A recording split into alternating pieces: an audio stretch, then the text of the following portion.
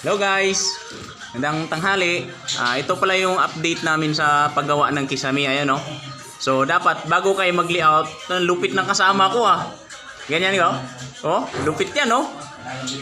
Yan ang magkikisame ka para ka nagpo-push up. Hindi yung bibitinin mo sa brace. Yung maganda dapat yan no. Oh, lupit oh. Ayan oh, walang iya oh. Lupit. Yan na pag naggawa kayo ng kisame, paano mag-layout, dapat kinukuha yung kisame, tiles to ceiling. Dapat kinukuha yan para yung height na kung sinabing high ceiling kasi mataas.